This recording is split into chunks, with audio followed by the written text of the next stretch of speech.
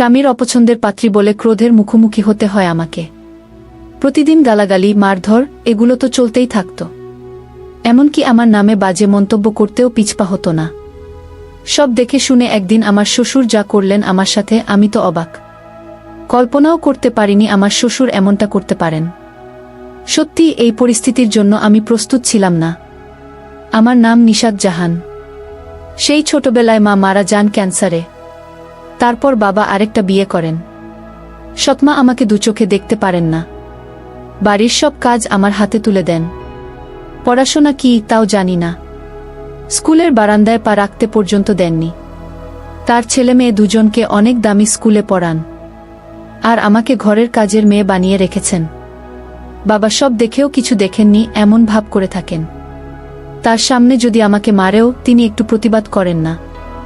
সৎমার অত্যাচার, সৎ ভাইবোনের অত্যাচারে জীবন অতিষ্ঠ হয়ে উঠেছিল আমার। এক সময় মন চাইতো কোথাও চলে যাই, কিন্তু পারতাম না। বাইরের পরিস্থিতি যা, তাতে সাহস হয় না। আমার সৎমা আর সৎ বোন আমাকে খুব হিংসা করে। আমার সৌন্দর্যই তাদের হিংসার কারণ। তাই সবসময় আমাকে নোংরা কাপড় পরতে দেয়, সপ্তাহে একবার গোসল করতে দেয়, যাতে আমার সৌন্দর্য কারো চোখে না পড়ে। বাড়ির 4 দেয়াল ছাড়া বাইরে যাওয়ার অনুমতি নেই। সবার অত্যাচার আর অবহেলায় বড় হয়ে উঠছি আমি। এখন আমার বয়স 22 বছর, কিন্তু বিয়ের কোনো নামগন্ধ নেই কারো মুখে। মাঝে মাঝে বাবা আমার বিয়ের কথা বলেন, কিন্তু আমার সৎমা রাজি হন না। তিনি বলেন, ওকে বিয়ে দিলে বাড়ির কাজ কে করবে? সৎমায়ের কথা শুনে বাবা চুপ হয়ে যান, যদিও মনে মনে খুব কষ্ট পান। এদিকে আমার সৎ বোনের জন্মদিন উপলক্ষে বট করে পার্টির আয়োজন করা হলো। সবাইকে দাওয়াত দেওয়া হলো। বাবার বড় বোন খালাম্নি জোবায়দা খাতুনকেও দাওয়াত দেওয়া হলো। আমার সৎমা ওনাকে খুব ভয় পায়। বড় খালা আমাকে খুব ভালোবাসেন। ওনার সামনে আমার সৎমা কিছুই করতে পারেন না। যখন বাবার মুখে শুনলেন বড় খালা আসবেন, তিনি খুব ভয় পেয়ে গেলেন। আমাকে বললেন, আজ মেহমান আসবে, তৈরি হয়ে থাক। সেদিন বড় খালা একা আসেননি, সাথে খালু এবং উনার দেবর এসেছিলেন। দেবরের নাম মোশাররফ হোসেন। খালারা 3 ভাই। খালু সবার বড়। খালাকে দেখে আমি কাছে গিয়ে সালাম করি। খালা আমাকে জড়িয়ে ধরে বললেন, সালাম করতে হবে না, আমার বুকে আয়। কতদিন পরে দেখলাম তোকে, কেমন আছিস? আমি বললাম, ভালো, আপনি কেমন আছেন? খালা বললেন, ভালো। তারপর আমি বড় খালু এবং ছোট খালুকে সালাম করলাম। সবাই আমার মাথায় হাত রেখে দোয়া করলেন, সুখে থাকো মা, সুখে থাকো। বড় খালা সব জানেন আমার সৎমার ব্যাপারে। তাই তিনি বললেন, দোয়া করলেও কি হবে?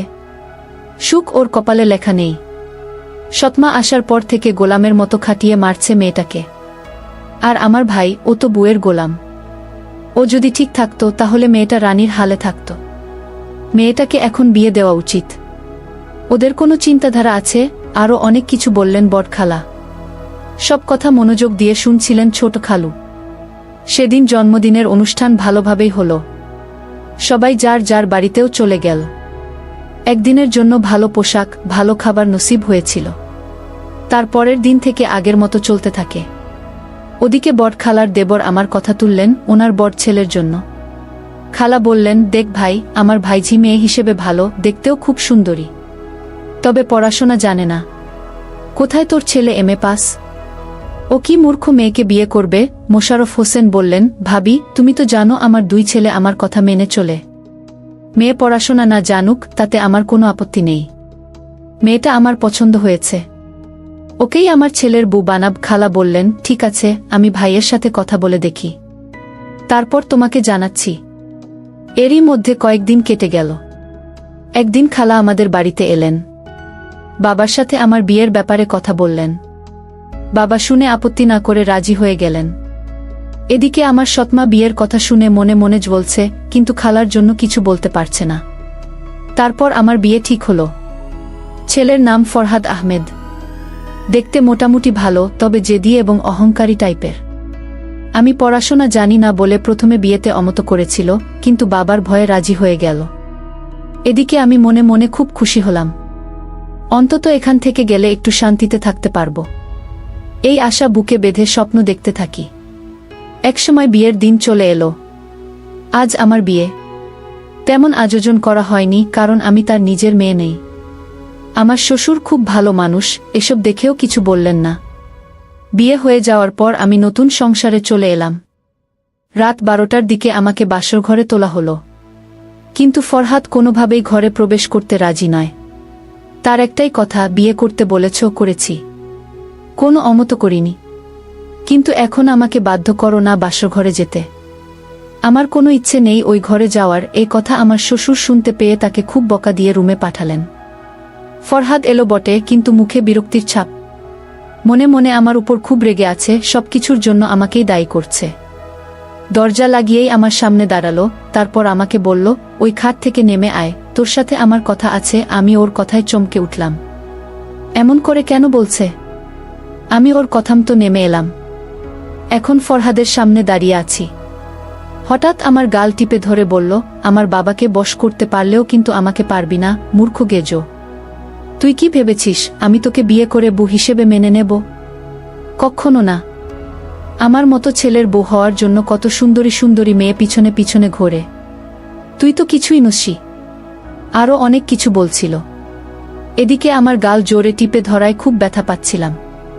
ছাড়ানোর চেষ্টা করেও পারছিলাম না। কিছুক্ষণ পর ছেড়ে দিয়ে বলল, ইচ্ছে করছে তোকে ঘর থেকে লাথি মেরে বের করে দেই, কিন্তু বাবার জন্য পারছি না। এখানে থাকতে হলে তোকে আমার মতো চলতে হবে। আর একটা কথা কান খুলে শুনে রাখ, এসব কথা বাবার কানে যেন না যায়, তাহলে আমার থেকে খারাপ আর কেউ হবে না। এই বলে রাখলাম। তারপর খাট থেকে একটা বালিশ আমার মুখের উপর ছুঁড়ে মেরে বলে, যেখানে মন চায় সেখানে শুয়ে পড়, তবে খাটে ঘুমানোর চেষ্টা একদম করবি না। এই বলে ফরহাদ শুয়ে পড়ল। আমি বালিশটা কুড়িয়ে নিয়ে কান্নায় ভেঙে পড়লাম। হে আল্লাহ, এ কোনো জন্মের শাস্তি দিচ্ছেন আমাকে? নিজের বাড়িতে সৎমা ভাই বোনের অত্যাচার, আর এখানে স্বামীর অত্যাচার। এত দুঃখ কষ্ট সহ্য করার জন্যই কি পাঠিয়েছেন দুনিয়াতে? জন্মের সময় কেন উঠিয়ে নিলেন না আমাকে? করার মতো আঘাত করছিল। ঘরে চোখ বুলিয়ে দেখলাম কোথাও শোয়ার মতো জায়গা আছে কিনা, কিন্তু কোথাও কিছু চোখে পড়ল না। মেঝেতে ঘুমানোর জন্য একটা মাদুরও চাই, সেটাও নেই।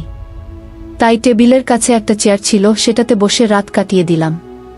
ঘুম হয়নি আমার। সারারাত ফরহাদের কথাগুলো কলিজায় ফালি ফালি করার মতো আঘাত করছিল। মনে হচ্ছিল এই পৃথিবীতে যত দুঃখ কষ্ট আছে সব আমার জন্যই লেখা আছে, তাই ভোগ করে যাচ্ছি। একসময় সকাল হলো। চারিদিকে পাখির ডাক, শান্ত মৃদু ঠান্ডা বাতাস শরীরটা জুড়িয়ে দিল। জানালার পাশে বসা ছিলাম। তার একটা কপাট খোলা ছিল। রাতে আসার কারণে বাইরের দৃশ্য উপভোগ করতে পারিনি। এখন চোখ পড়তেই বুঝতে পারলাম বাইরের দৃশ্যটা আমাদের ওখান থেকেও খুব সুন্দর। বাড়ির ভিতরে নানান রকমের ফুলের বাগান, চারপাশে বড় বড় গাছ। পরিবেশটা দেখে মনটা জুড়িয়ে গেল। উঠে ফ্রেশ হয়ে নিলাম। তারপর কাপড় বদলে বসে আছি। কিছুক্ষণ পর দরজায় টোকা পড়ল। কোনো পুরুষকণ্ঠ ফরহাদ নাম ধরে ডাকছে। ফরহাদ তখনও ঘুমাচ্ছে, তাই আমি বাধ্য হয়ে দরজা খুললাম। দরজা খুলতেই দেখি 23-24 বছরের এক যুবক দাঁড়িয়ে আছে। আমাকে দেখে মাথা নিচু করে বলল, গুড মর্নিং ভাবি। ভাইয়া কোথায়? বুঝতে পারলাম এটা আমার দেবর। আমি বললাম, উনি তো ঘুমাচ্ছেন। ছেলেটা বলল, ভাবি, আমার নাম রিফাত আহমেদ। বাবা নাস্তার টেবিলে অপেক্ষা করছেন, তাই ডাকতে এলাম। ভাইজা যখন ঘুমাচ্ছেন, আপনি চলুন আমার সাথে। আমি আর কিছু বললাম না। রিফাতের পিছু পিছু গেলাম নাস্তা করতে। আমার দেবর খুব ভালো, পড়াশোনা ঢাকায় করে। আমাদের বিয়ে উপলক্ষে তাই এসেছিল। আমাকে খুব সম্মান করে। এদিকে দিন দিন ফরহাদ ক্ষিপ্ত হয়ে উঠছে আমার উপর। যখন তখন হাত তোলে আমার গায়ে। আমার শ্বশুর অনেক বোঝানোর চেষ্টা করেন। ফরহাদ বাবার কথা পাত্তা দেয় না। আগে এমন ছিল না। আমাকে বিয়ে করার পর থেকে এমন বেপরোয়া হয়ে গেছে। এর জন্য নিজেকে দায়ী মনে হয়। মাঝে মাঝে এমন বাড়িতে আসে 2-1 সপ্তাহ ছুটি নিয়ে। ঢাকায় পড়াশোনা করার কারণে সব বন্ধু ঢাকায়। এখানে তেমন বন্ধু নেই ওর, তাই বেশিরভাগ সময় বাড়িতে থাকে। রিফাত প্রায় সময় দেখত আমাকে মারছে ফরহাদ। মাঝে মাঝে ছাড়ানোর জন্য এগিয়ে আসত। বেচারা রিফাত ছাড়াতে এসে ভাইয়ের হাতে মার খেত। আমি অনেকবার বারণ করেছি। রিফাত বলে, ভাবি, চোখের সামনে আপনাকে মারছে, কি করে না গিয়ে থাকি বলুন তো? এভাবে চলতে থাকে প্রায় 2 বছর। একদিন রাতে খুব বৃষ্টি হচ্ছিল। ফরহাদ বাসা ছিল। পরীক্ষার কারণে ঢাকায় যায়নি। বৃষ্টির কারণে আমার শ্বশুর খাবার খেয়ে তাড়াতাড়ি শুয়ে পড়লেন। 10টার দিকে ফরহাদ খেয়ে শুয়ে শুয়ে মোবাইল দেখছে। কি দেখছে জানি না, তবে ওর চেহারা দেখে লক্ষণ ভালো মনে হলো না। মনে হচ্ছে খারাপ কিছু দেখছে ফোনে। এমনিতেই তো আমার সাথে কথা বলে না, তাই আমি জিজ্ঞেস করার প্রয়োজন বোধ করিনি। নিজে মাদুর পেতে শুয়ে পড়লাম। সারাদিন কাজ করার ফলে শরীর ক্লান্ত লাগছিল, তাই চোখ বন্ধ করে ঘুমানোর চেষ্টা করছি। ধীরে ধীরে ঘুমের রাজ্যে হারিয়ে যাচ্ছি। হঠাৎ কেউ একজন ঝাঁপিয়ে পড়ল আমার উপর। ব্যাপারটা কি ঘটল বুঝতেই পারলাম না। শুধু এটুকু বুঝতে পেরেছি কেউ আমার সাথে ধস্তাধস্তি করছে। কাঁচা ঘুম ভেঙে যাওয়াতে মনমেজাজ খুব খারাপ ছিল। জোরে ঝাঁপিয়ে পড়ার কারণে বুকে খুব ব্যথা পেয়েছি, খুব যন্ত্রণা হচ্ছে। কিছুক্ষণ সময় লেগে গেল বুঝতে কে এমন করছে। সারা ঘর অন্ধকার ছিল। আমি জোরে ধাক্কা মেরে ফেলে দিয়ে বললাম, কে? ফরহাদ নিজেকে সামলে নিয়ে বলল, আমি। আমার আর বুঝতে বাকি রইল না। ফরহাদ এমন করছে আমার সাথে, কিন্তু কেন? আমাকে বললেই তো পারত, আমি ওর বিবাহিতা স্ত্রী। আমার সবকিছু ওর। তাহলে জোরজবরদস্তি করার কি প্রয়োজন? আর ভাবার সুযোগ পেলাম না। ফরহাদ আবার ঝাঁপিয়ে পড়ল আমার উপর। ওর প্রতিটি স্পর্শ যন্ত্রণাদায়ক মনে হচ্ছিল। সারা রাত পশুর মতো বারবার নিষ্পেষণ করেছে আমাকে। বাধা দিতে চেয়েছিলাম অনেকবার, কিন্তু পেরে উঠিনি। যতবার বাধা দিয়েছি ততবার ওর লোহার মতো হাতের থাপ্পড় খেয়েছি। তাতে আমার ঠোঁট ফেটে গেছে, 2 গালে আঙুলের দাগ স্পষ্টভাবে ফুটে উঠেছে। ভোরের দিকে ছেড়ে দিল। একটা মানুষ নিজের ক্ষুধা নিবারণের জন্য এতটা অমানুষ হতে পারে, তা ওকে দেখে বুঝলাম। নিজের চাহিদার নেশায় এতটাই মগ্ন ছিল যে ও বুঝতেই পারেনি কি করেছে। সকালে অনেক কষ্টে উঠে ফ্রেশ হয়ে নিলাম। সারা বাড়ির কাজ আমাকেই করতে হবে। আমার শ্বশুর আমাকে লক্ষ্য করলেন। আমার মুখ দেখে তিনি বুঝে গেলেন কাল রাতে নিশ্চয়ই আমাকে মেরেছে ফরহাদ। ফরহাদকে ডেকে খুব বকা দিলেন। এই 2 বছরের মাথায় স্বামীর অত্যাচার হোক কিংবা ভালোবাসা হোক, একদিনেই নসিব হয়েছিল। মাসখানেক পর বুঝতে পারলাম আমি গর্ভবতী। ততদিনে রিফাত বাড়িতে চলে এসেছে পরীক্ষা শেষ করে। মনে মনে ভেবে নিলাম রাতে ফরহাদকে বলবো, নিশ্চয়ই ও খুশি হবে। হয়তো বা বাচ্চার জন্য নিজেকে পরিবর্তন করবে। রাতে ফরহাদ খাটে শুয়ে মোবাইল দেখছিল। আমি বললাম, একটা কথা বলার ছিল আপনাকে। ফরহাদ আমার দিকে না তাকিয়ে বলল, কি বলবি? তাড়াতাড়ি বল। এত বাহানার দরকার নেই। আমি ইতস্তত করে বললাম, আমি গর্ভবতী। আপনার বাচ্চার মা হতে চলেছি। কথাটা মুখ থেকে শেষ হতে দিল না। খাট থেকে লাফিয়ে উঠে ফরহাদ বলল, কি বললি? তুই গর্ভবতী? তা কি করে সম্ভব? বিয়ে হওয়ার পর থেকে আমি তোকে ছুঁয়েও দেখিনি। হ্যাঁ, হয়তো একদিন আমি নিজেকে কন্ট্রোল করতে না পেরে তোর সাথে সঙ্গম করেছি। একদিনের মিলনে কেউ কি গর্ভবতী হয়? এবার আমার চুলের মুঠি ধরে বলল, সত্যি করে বল। কার বাচ্চা পেটে নিয়ে আমার বাচ্চা বলছিস? কার সাথে নষ্টামি করেছিস? বাইরে তো যেতে পারিস না। তাহলে নিশ্চয়ই ঘরে কাউকে ডেকেছিস। সত্যি করে বল, এ বাচ্চার বাপকে? আচ্ছা, এমনটা নয়তো তুই আমার ছোট ভাইয়ের সাথে ফষ্টিনষ্টি করছিস? সারাদিন আমি অফিসে থাকি, বাবা অসুস্থ, সারাদিন রুমে বসে থাকে। বাড়িতে তুই আর আমার ভাই। কোথাও এমনটা না তো ওর সাথে তোর অবৈধ সম্পর্ক আছে? আমার তো মনে হচ্ছে এ বাচ্চার বাপ রিফাত। সত্যি করে বল পোড়ামুখী, কোথায় গিয়ে মুখ পড়েছিস? এই বলে আমাকে খুব মারল। শেষমেশ প্যান্টের বেল্ট খুলে আরও মারল। এদিকে আমি মেঝেতে লুটিয়ে পড়ে আর মেরো না, আর মেরো না বলে চিৎকার করে যাচ্ছি। আমার চিৎকার শুনে রিফাত এবং বাবা দুজনে ছুটে আসেন, কিন্তু দরজা বন্ধ। বাবা বললেন, দরজা খোল ফরহাদ, তা না হলে ভালো হবে না। আর একটা মার যদি বউয়ের গায়ে পড়ে তাহলে কিন্তু তোর খবর আছে। ভালোই ভালো, দরজা খুলে দে। ফরহাদ গিয়ে দরজা খুলে দিল। ঘরে প্রবেশ করে আমার শ্বশুর ফরহাদকে 2 থাপ্পড় মারলেন। বাবার হাতে মার খেয়ে ফরহাদ রাগে অপমানে ফুঁসতে লাগল। বাবা বললেন, বিয়ের পর থেকে মেয়েটার উপর কম অত্যাচার করিসনি তুই। তারপরও আমি মুখ বুজে দেখে গেছি, কিচ্ছু বলিনি। ভেবেছি হয়তো একদিন ঠিক হয়ে যাবে, কিন্তু না, দিন দিন অত্যাচার বেড়েই চলেছে মেয়েটার উপর। তুই কি মানুষ না জানোয়ার? বাবার কথায় আর চুপ থাকতে পারল না ফরহাদ। সে বলল, বাবা তুমি জানো না ও কি কাণ্ড করেছে? জানি না কার সাথে অবৈধ সম্পর্ক করে গর্ভবতী হয়েছে, কার বাচ্চা পেটে নিয়ে আমার বাচ্চা বলছে। বিয়ে হয়েছে পর্যন্ত আমি ওর সাথে শারীরিক সম্পর্ক করিনি, আর এখন বলছে ওই বাচ্চার বাপ নাকি আমি। আমার তো মনে হচ্ছে রিফাতের সাথে ওর অবৈধ সম্পর্ক আছে। এই বাচ্চার বাপ রিফাত হবে। ফরহাদের কথায় ঘরের ভেতর বিষণ্ণতা নেমে এলো। কারো মুখে কোনো কথা নেই। রিফাত লজ্জায় মাথা উঁচু করে দাঁড়াতে পারছে না। রিফাতের চোখ দিয়ে টপটপ করে অশ্রু গড়িয়ে পড়ছে। আর মনে মনে ভাবছে, ভাইজা এটা কি করে বলতে পারল? ভাবিকে আমি কখনোই খারাপ চোখে দেখিনি। অবৈধ সম্পর্ক তো অনেক দূরের কথা। উনাকে আমি সম্মান দিয়েই এসেছি সবসময়। ভাইয়ার ব্যাপারে উনাকে অনেক বুঝিয়েছি। আর ভাইয়া কিনা আমার নামে এত বড় অপবাদ দিল।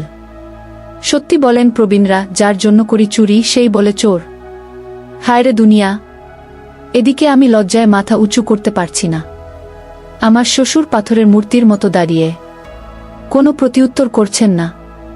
বাবা কিছু বলছেন না দেখে ফরহাদ আরও প্রশ্রয় পেয়ে বলল, আমি জানতাম এ মেয়েটা খারাপ, তাই তো বিয়ে হচ্ছে না। সৎমা এমনি ওকে মারত না, খারাপ দেখেই মার খেত। জানি না বিয়ের আগে কতজনের সাথে মেলামেশা করেছে, তার কোনো পাত্তা নেই। এমন মেয়েকে ঘোল ঢেলে মাথা কামিয়ে বের করে দেওয়া উচিত। এবার আমি আর চুপ থাকতে পারলাম না। উঠে এসে কষে একটা থাপ্পড় মারলাম ফরহাদের গালে। তারপর বললাম, এতক্ষণ ধরে শুনে যাচ্ছি একটার পর একটা অপবাদ দিয়েই যাচ্ছেন। কেন? আমি কি মানুষ নই? আমার শরীরে কি রক্তমাংস নেই? সেদিন রাতে কুকুরের মতো ঝাঁপিয়ে পড়ে আমার এই শরীরটাকে ছিঁড়ে ছিঁড়ে খেয়েছেন। পশুর মতো আচরণ করেছেন সারা রাত। বাধা দেওয়াতে থাপ্পড় মেরে রক্তাক্ত করেছেন আমাকে। এত তাড়াতাড়ি ভুলে গেলেন মাসখানেক আগের কথা? আমার এই পরিস্থিতি দেখে বাবা আপনাকে খুব বকেছিলেন, মনে নেই? আমার শ্বশুরের মনে পড়ে গেল সব কথা। আমি আরও বললাম, আপনার লজ্জা করে না নিজের সন্তানকে অন্যের সন্তান বলে চালাতে? যে ভাইয়ের উপর দোষ চাপাচ্ছেন সে আপনার মতো পশু নয়। মানুষকে কিভাবে সম্মান দিতে হয় অন্তত সেটা জানে সে, যেটা আপনি জানেন না। এতদিন সব অত্যাচার মুখ বুজে সহ্য করেছি, কোনো প্রতিউত্তর করিনি। এখন আপনি আমার নিষ্পাপ বাচ্চাটাকেও ছাড়ছেন না। আমার কথা পুরোপুরি শেষ হলো না। তার আগেই আমার শ্বশুর বললেন, বৌমা চুপ হয়ে যাও। তারপর ফরহাদকে বললেন, তুই বল কি চাস?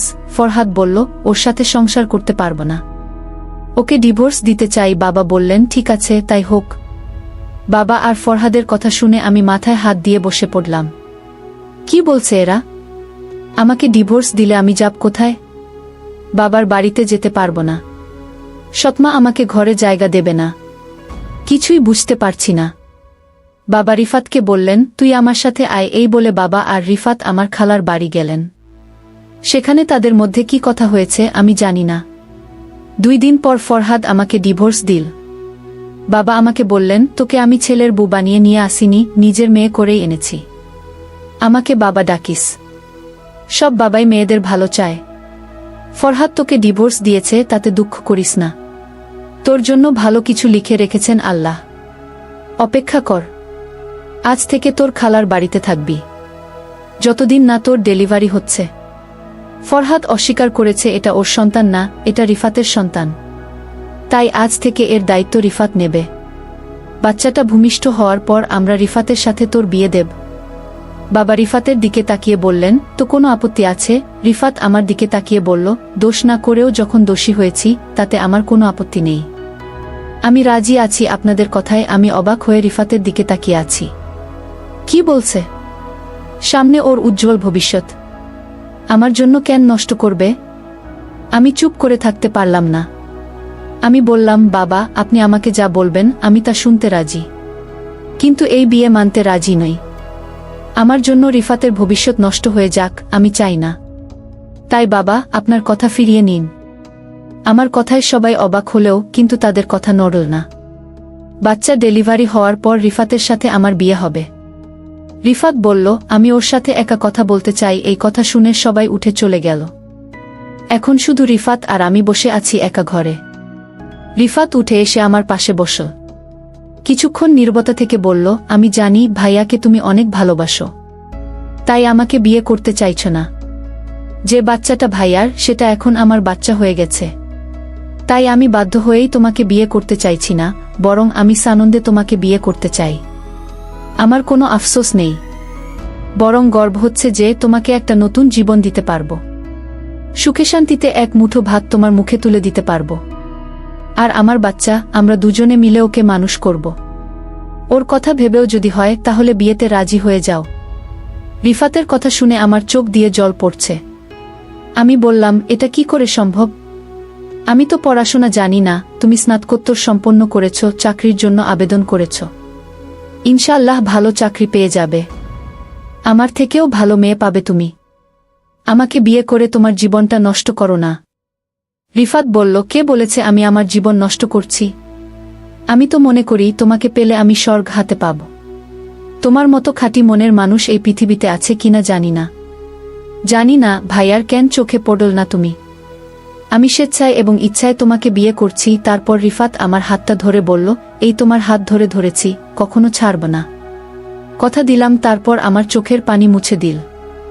দেখতে দেখতে ডেলিভারির সময় চলে এলো। আমার ফুটফুটে একটা ছেলে হলো। সবাই খুশি। ফরহাদ তখনও নিজের বাচ্চা বলে পরিচয় দিতে চায় না। তাই আমার শ্বশুর রিফাতের সাথে আমার বিয়ে দিলেন। এতদিনে রিফাতের চাকরিও হয়ে গেছে, ভালো মাইনের বেতন। বিয়ের পর সে চাকরিতে যোগ দেয়। তাই আমাদের বাসর হয়নি। আমি বাচ্চা হওয়ার কারণে অসুস্থ ছিলাম। প্রায় 2 মাস পর ছুটি নিয়ে রিফাত বাড়িতে আসল। আজ আমাদের বাসর রাত, কিন্তু ঘর সাজানোর জন্য কেউ নেই। রিফাত নিজেই পুরো ঘর সাজাল। আজ আমি নিজে সেজেছি রিফাতের জন্য।